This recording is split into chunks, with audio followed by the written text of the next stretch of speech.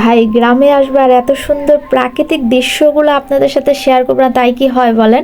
আসসালামু আলাইকুম এভরিওয়ান, আশা করি সবাই সুস্থ আছেন। আমরা কিন্তু বেশ ভালো আছি আলহামদুলিল্লাহ। তো এই যে গ্রামের প্রাকৃতিক সৌন্দর্যগুলো আমাকে বরাবরই এত মুগ্ধ করে, কি আর বলবো। ঢাকা শহরে তো এগুলো দেখাই যায় না। তো একদম ভোর সকালে ওঠার কথা ছিল, যদিও উঠতে পারিনি। এখন হচ্ছে সকাল 7টা বাজে। আমরা কিন্তু চলে আসছি এই যে নদীর পাশে। এটা যদিও নদী না, এখানে আর কি এটাকে ছোট একটা খাল বলা যায়।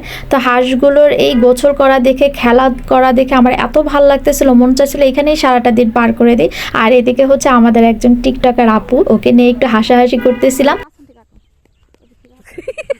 দেন ওইখান থেকে হাসাহাসি করতে করতে বাসায় চলে আসলাম। এসেই দেখি আমার জামাই নাস্তা খাচ্ছে, আনসার সাথে ছিল, ছোট দুষ্ট বিড়ালটাও সাথে ছিল। তো আমি আবার জিজ্ঞাসা করতেছিলাম, বাবা তুমি কি খাচ্ছ, আনসা তুমি কি খাচ্ছ। তো এই যে দেখেন ছোট দুষ্ট বিড়ালটা বসে বসে দেখতেছি কি করছে।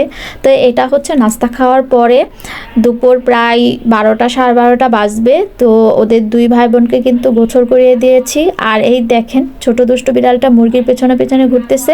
আর রুমের মধ্যে দেখেন এসে ও কি করে, বালিশ 2-3টা একসাথে করে নিয়ে ওইখান থেকে ও মানে লাফ দেয়।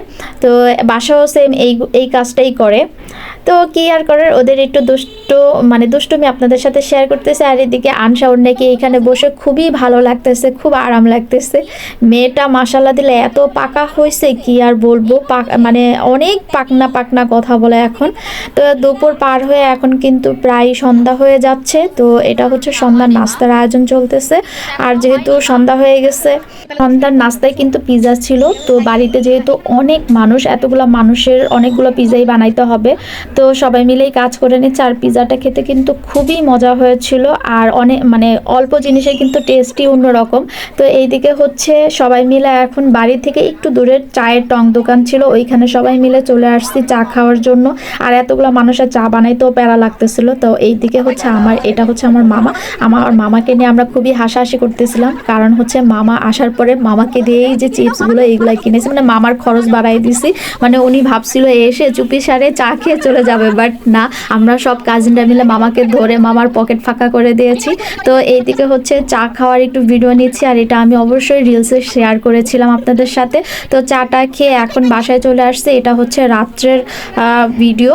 তো রাত্রে আজকে ছিল সব ভাজি আর আলু ভর্তা টত্তা ছিল, মানে ভর্তা ভাজি এই টাইপের আইটেম ছিল। কারণ মাংস, মানে গরুর মাংস, মুরগির মাংস এগুলো খেতে খেতে এক ধরনের অভক্তি এসে পড়েছিল, আর কিছুই খেতে ইচ্ছা করতেছিল না। তো আজকে মানে রাত্রের জন্য আমরা সবাই ভর্তা ভাজি এইগুলোই করতে বলেছিলাম। তো ভাত খেতে খেতে আপনাদের থেকে বিদায় নিচ্ছে। সামনে কিন্তু আরও মজার মজার ব্লগ আছে। তো অবশ্যই আমার পেজে চোখ রাখবেন। আজকের মধ্যে এখানেই বিদায় নিচ্ছে। আল্লাহ হাফেজ, আসসালামু আলাইকুম।